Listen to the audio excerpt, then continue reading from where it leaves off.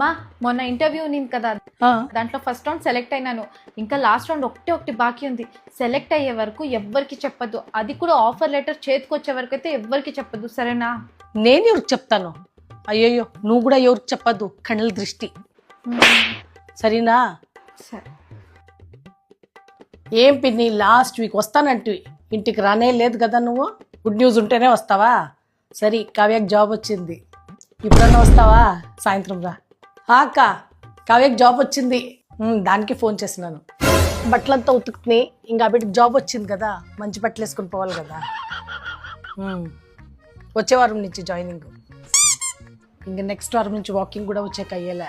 కావ్యకి job వచ్చింది కదా, ఇంక లంచ్ బాక్స్ అంతా ప్రిపేర్ చేయాలా. ఎవరికో చెప్పలేదు నేను, ఫ్యామిలీ వాట్సాప్ గ్రూప్లోనే వేయలేదు.